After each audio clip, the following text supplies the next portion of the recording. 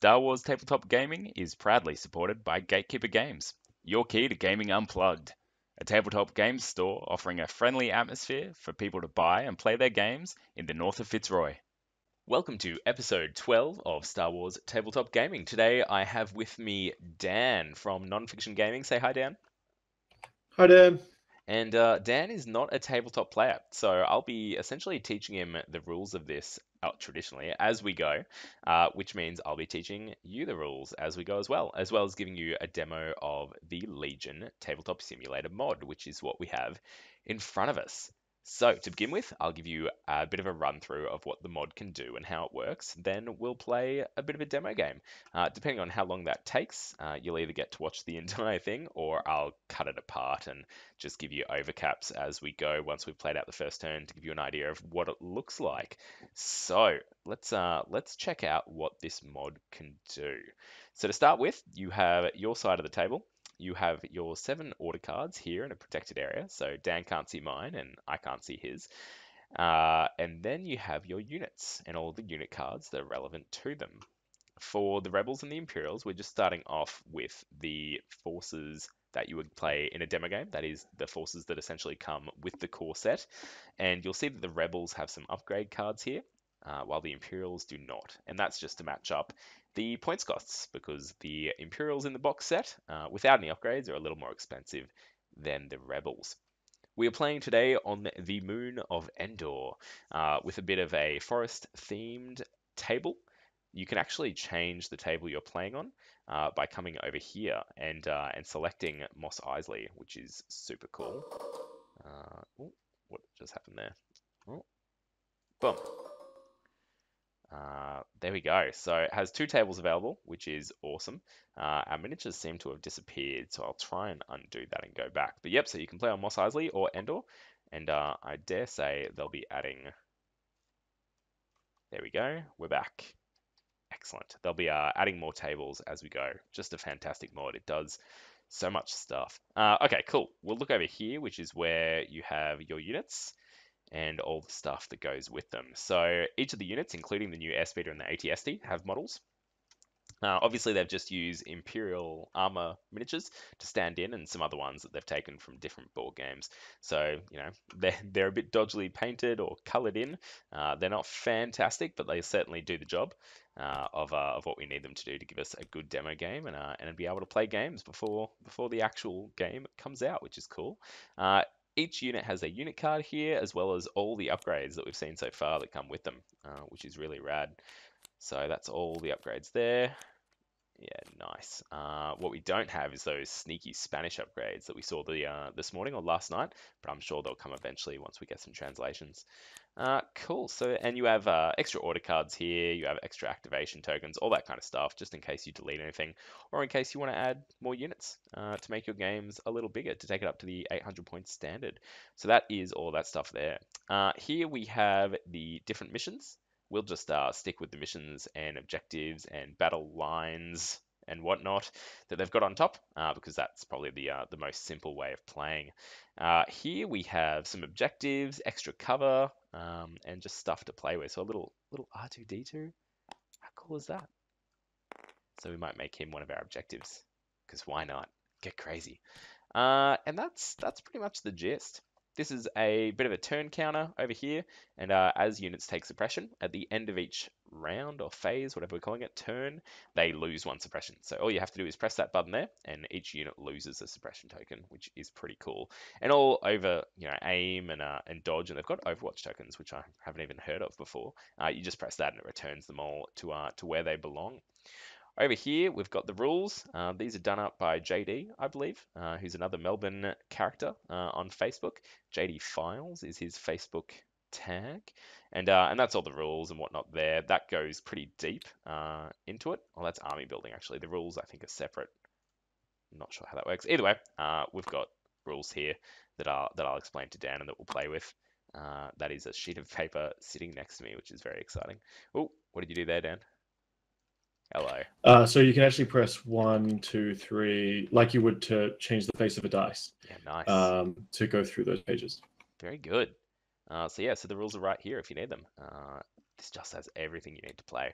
Okay, moving into oh, sorry, Dan, were you gonna say something? I was going to say, or you can right click it because there's actually 13 states. So you can right Yeah, click wow. it and state and go 1 to 13 to change those pages.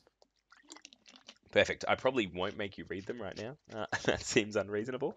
I'll just make up the rules as we go. And, maybe I'll help myself, give myself an advantage. Maybe I won't. Over here, this is where you can collect all the dice you need, all the tokens you need, but you'll find that when you're activating your units, you can do it all on their activation card with a little kind of toggle that comes up. So Dan, if you want to come over here and look at the speeder bike activation, so the leader's here is designated by the red bike, and what you do when it's their turn to activate, you press activate, and that highlights the leader in red. Now, speeder bikes have to do a compulsory move, so you'd press move, and it automatically gives them the 3 speed move, but you can change that up if you're choosing to move slower. But with the compulsory move of the speeders, you have to move at a certain speed. Now, when I was playing this before, the bridge messed with it, so we'll just get that bridge out of the way for now. Right, so you'll see there that the first area of the move locks in on that little lug at the front of that speeder bike, and then this arm you can move. So it represents the speeder bike having to move that minimum speed at that arc because they're going so fast. They have a turning circle. Then what you do, you just you pick up that speeder bike and you move it to the vicinity of the end of that, and it automatically puts it down. And then it creates this circle. Can you see that circle, Dan? It's popped up.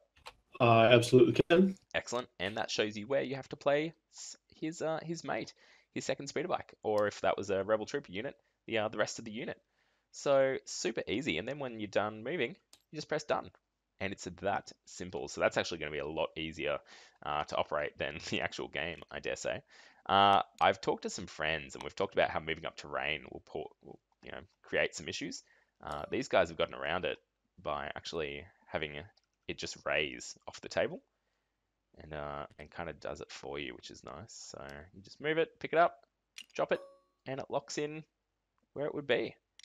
So very nifty and very cool. This has been a number of iterations that has come to this kind of complexity of mechanics. When I first played with the Legion mod, you had to do it all yourself, and it was an absolute disaster. So the creator of this has put in a lot of work, and it's looking really good.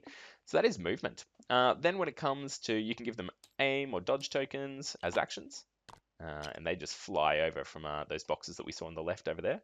And then when you go to attack, you press attack, and it shows you the dice that you can kind of spawn. So if you have a look down at the AX-20, is it 8 or B blaster cannon, I would need 1 white dice, 1 black dice, and 1 red dice. Now, where are those dice, you might ask? You might have seen a shadow pop up over here. That's because if we zoom out, those dice have automatically spawned in a dice tray that also spawned. So I'd pick them up, give them a roll by pressing R, boom. And there we go. So I got 2 hits out of that. And essentially, whatever unit you're doing, you just you click on the dice that you need to spawn. Could be as many as you want. Boom. Well, it's a small dice tray. Obviously, you're not going to be rolling this many dice, though, so that's fine. And you count them up and get your scores. And then Dan would get his defense dice either by spawning them at his unit, or alternatively, you can just actually drag them from the boxes over there. Whoops. Thanks, Dan. So when you press done on the attack there, it actually gets rid of the dice box and all the dice too that you've spawned through this I system. don't know what I've done. Sorry. Yeah, that's all right. So yeah, that's how you do the attacks with the dice there, and how you defend as well. So that's pretty cool. If Dan was defending with a particular unit, he would simply click on that unit. I'll end it just to show you. If I were defending, I'd simply activate attack, and then I'd load my red or white defense dice as well. Pick them up, give them a shuffle, give them a roll, and there you go. So, attacking and defending, the dice come automatically and appear up there, which will be super easy to use. And that's pretty much the gist of controlling your units. If we press done on that, gets rid of that. Return tokens, gets rid of those. And the board is back to how we started. We'll move the bridge somewhere else. Just get rid of you, bridge. We don't need you. Bridges are lame. Speeder bikes don't need bridges. Cool. Okay, so that is pretty much how you use the Legion mod. Now what we have to do is play some games.